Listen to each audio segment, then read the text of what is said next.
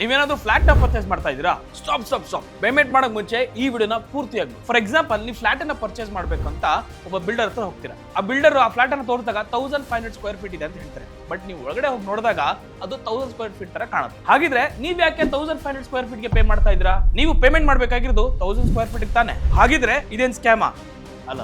ಅದ್ರ ಬಗ್ಗೆ ನಾನು ಡೀಟೇಲ್ ಆಗಿ ಹೇಳ್ತೀನಿ ನೋಡಿ. ಈ 3 ವಿಚಾರಗಳನ್ನ ನೀವು ನೆನಪಿಟ್ಕೊಳ್ಳಿ. ಮೊದಲನೇದು ಕಾರ್ಪೆಟ್ ಏರಿಯಾ. ಹಂಗಂದ್ರೆ ಏನು? ನೀವು ಫ್ಲಾಟ್ ಒಳಗಡೆ ಹೋದಾಗ ನೀವೇನ್ ವಾಕ್ ಮಾಡ್ತಿರಲ್ಲ, ಆ ಜಾಗನ ಕಾರ್ಪೆಟ್ ಏರಿಯಾ ಅಂತ ಕರೀತಾರೆ. ಇನ್ನ ಎರಡನೇದು ಬಿಲ್ಟ್ ಅಪ್ ಏರಿಯಾ. ಇದರಲ್ಲಿ carpet area, outer wall, balcony, utility area ಇರುತ್ತೆ. ಈಗ ನಮ್ಮ ಎಕ್ಸಾಂಪಲ್ ಪ್ರಕಾರ 1000 ಸ್ಕ್ವೇರ್ ಫೀಟ್ ಕಾರ್ಪೆಟ್ ಏರಿಯಾ ಇರುತ್ತೆ ಅಂದ್ರೆ 200 square feet built up area ಇರುತ್ತೆ. ಸೊ ಟೋಟಲ್ 1200 ಸ್ಕ್ವೇರ್ ಫೀಟ್ ಆಗುತ್ತೆ. ಮೂರನೇದು ಬಂದು ಸೂಪರ್ ಬಿಲ್ಟ್ ಅಪ್ ಏರಿಯಾ. ಇದರಲ್ಲಿ ಕಾರಿಡಾರ್, ಸ್ಟೇರ್ ಕೇಸು, ಲಿಫ್ಟ್ ಮತ್ತೆ ಕ್ಲಬ್ ಹೌಸ್ ಎಕ್ಸೆಟ್ರಾ ಇನ್ಕ್ಲೂಡ್ ಆಗಿರುತ್ತೆ. ಸೊ ಈಗ ಗೊತ್ತಾಯ್ತಲ್ಲ 1500 ಸ್ಕ್ವೇರ್ ಫೀಟ್ ಅಲ್ಲಿ ಏನೇನೆಲ್ಲ ಇನ್ಕ್ಲೂಡ್ ಆಗಿರುತ್ತೆ ಅಂತ. 1000 ಸ್ಕ್ವೇರ್ ಫೀಟ್ ಕಾರ್ಪೆಟ್ ಏರಿಯಾ ಬಂದ್ರೆ 200 square feet built up area ಬರುತ್ತೆ. 1000 ಸ್ಕ್ವೇರ್ ಫೀಟ್ ಮತ್ತೆ ಬಿಲ್ಟ್ ಅಪ್ ಏರಿಯಾ ಎರಡು ಸೇರಿ 1200 ಸ್ಕ್ವೇರ್ ಫೀಟ್ ಆಯ್ತು. ಹಳೇದು 1200 ಸ್ಕ್ವೇರ್ ಫೀಟ್ ಪ್ಲಸ್ ಇದು 300 square feet, total 1500 square feet ಆಯ್ತು. ನೀವಿರೋದು 1000 ಸ್ಕ್ವೇರ್ ಫೀಟ್ ಅಲ್ಲಿ, ಆದ್ರೆ ನೀವು ಪೇ ಮಾಡೋದು 1500 ಸ್ಕ್ವೇರ್ ಫೀಟ್ ಗೆ. ಸೊ ಈಗ ಗೊತ್ತಾಯ್ತಲ್ಲ, ಫ್ಲಾಟ್ ಅನ್ನ ಬೈ ಮಾಡಕ್ ಮುಂಚೆ ಕಾರ್ಪೆಟ್ ಏರಿಯಾ ಎಷ್ಟಿದೆ ಅಂತ ತಿಳ್ಕೊಳ್ಳಿ, ಆಮೇಲೆ ಪೇಮೆಂಟ್ ಮಾಡಿ. ಸೊ ನಾನ್ ಕೊಟ್ಟಿರೋ ಇನ್ಫಾರ್ಮೇಶನ್ ನಿಮ್ಗೆ ಇಷ್ಟ ಆಗಿದ್ರೆ ಲೈಕ್ ಮಾಡಿ, ನಮ್ಮ ಬಾಸ್ ವಾಲಾ ಕನ್ನಡ ಚಾನಲ್ ನ ಸಬ್ಸ್ಕ್ರೈಬ್ ಮಾಡೋದು ಮರಿಬೇಡಿ.